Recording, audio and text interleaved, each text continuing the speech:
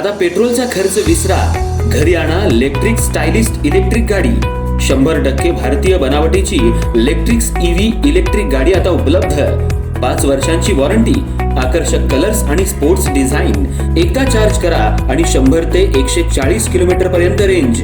अत्याधुनिक सर्व्हिस सुविधा, लोन सुविधा सुद्धा उपलब्ध. आजच भेट द्या साई मोटर्स, किसान चौक, इचलकरंजी. संपर्क 93 73 27 57 52 किंवा 0230 299 77 66. नो पेट्रोल नो टेन्शन, इलेक्ट्रिकचा स्मार्ट पर्याय.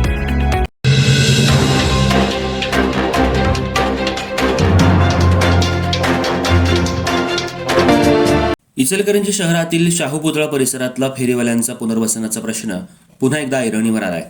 शाकाहारी आणि मांसाहारी फेरीवाल्यांमध्ये निर्माण झालेल्या वादाच्या पार्श्वभूमीवर आमदार राहुल आवाडे, महापौर उदय धातुंडे, उपमहापौर अनिल डाळ्या आणि महानगरपालिका पदाधिकाऱ्यांनी 21 नंबर शाळेजवळील मोकळ्या जागेची पाहणी करून फेरीवाल्यांची चर्चा केली. लवकरात लवकर योग्य निर्णय घेऊन पुनर्वसन करण्यात येईल असं आश्वासन यावेळी आमदार आवाडे यांनी दिलं. इचलकरंजी महानगरपालिकेनं 4 महिन्यांपूर्वी कोल्हापूर नाका ते राजवाडा चौक या मुख्य मार्गावरील अतिक्रमण हटवून वाहतूक सुरळीत करण्यासाठी विशेष मोहीम राबवली होती. या कारवाईनंतर अनेक फेरीवाल्यांचं पुनर्वसन करण्यात आलं.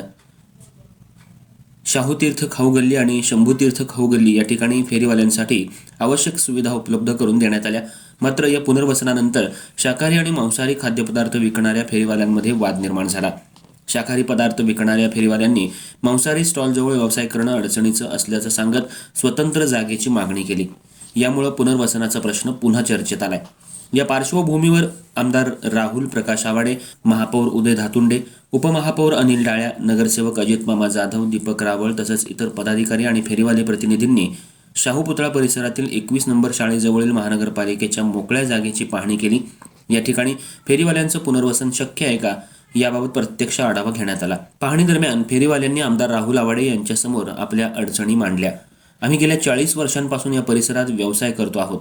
शाकाहारी आणि मांसाहारी स्टॉल्स एकत्र झाल्यास आमच्या व्यवसायावर परिणाम होईल, त्यामुळे आमच्यासाठी स्वतंत्र जागेची व्यवस्था करावी अशी मागणी त्यांनी केली.